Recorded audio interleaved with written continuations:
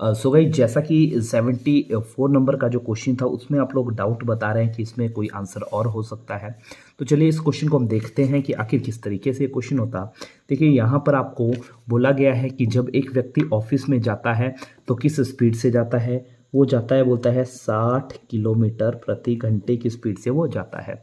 लेकिन बोलता है जब वो वापिस आता है तो किस स्पीड से आता है, 40 किलोमीटर प्रति घंटे की स्पीड से वो वापस आता है।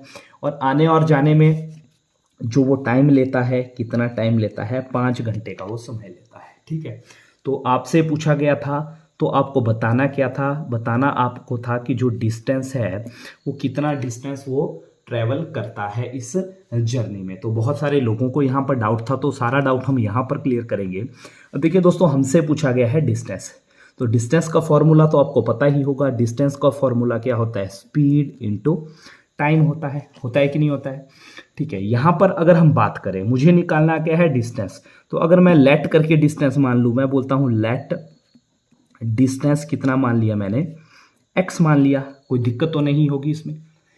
अगर मैं डिस्टेंस एक्स मान लेता हूँ, ठीक है, तो यहाँ पर मेरा क्या बन जाता है, इसको मैं इक्वेशन 1 दे देता हूँ। ये मेरा बन जाता है x इज इक्वल टू, ठीक है, स्पीड कितनी है आप देख सकते हैं, पहली बार 60 की स्पीड है, किलोमीटर प्रति घंटा भी है।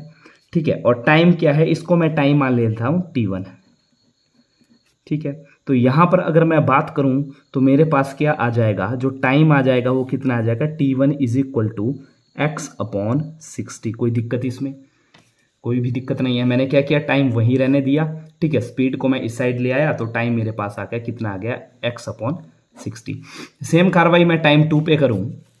अगर आप टाइम 2 की बात करें यहाँ पर, ठीक है, तो स्पीड तो मेरे पास क्या है, सॉरी, डिस्टेंस हमने x माना है, स्पीड मेरे पास कितनी है, 40 किलोमीटर की है। ठीक है, प्रति घंटे की जो यहाँ पर दे के रखी है, इनटू टाइम कितना है, दूसरी बार के लिए मैंने t2 मान लिया। ठीक है, तो यहाँ से अगर मैं देखूँ तो t2 मेरा कितना हो जाएगा, t2 कितना हो गया, x अपॉन 40 हो गया। ठीक है, अब आप अगर देखें क्वेश्चन में तो टाइम तो आपको ऑलरेडी दे के रखा था, कितना दे के रखा था, 5 घंटे। यानी कि अगर आप t1 जमा t2 करेंगे तो कितना आना चाहिए, 5 आना चाहिए। तो आप लिख लें t1 plus t2 is equal to कितना है, 5 है, ये तो ऑलरेडी दे के रखा है। ठीक है, तो t1 आपके पास है, t2 आपके पास है, सॉल्व कर लें। तो t1 कितना है ये है, कितना है जी, x बटे 60 है। ठीक है, तो आप लिख सकते हैं x बटे 60 प्लस t2 कितना है, t2 आपके पास है x बटे 40, तो आप लिख लें x बटे 40। ठीक है, और इज इक्वल टू कितना है, 5 है। तो विच इम्प्लाइज, इसको सॉल्व कर लें, एलसीएम आप ले लें, कितना एलसीएम आ जाएगा 60 और 40 का, जल्दी से बताएं 120 आ जाएगा। ठीक है, अब इसको सॉल्व कर लें तो यहाँ आ जाएगा 2x प्लस यहाँ क्या आ जाएगा 3x इज इक्वल टू कितना हो जाएगा, ये इक्वल टू 5 के है। ठीक है, तो आगे अगर हम इसको करें तो यहाँ मैं ऊपर कर देता हूँ, थोड़ा जगह कम बचती है, तो आपके पास कितना आ जाएगा 5x इज इक्वल टू, ये उधर चला गया, कितना हो गया 120 मल्टीप्लाई बाय 5।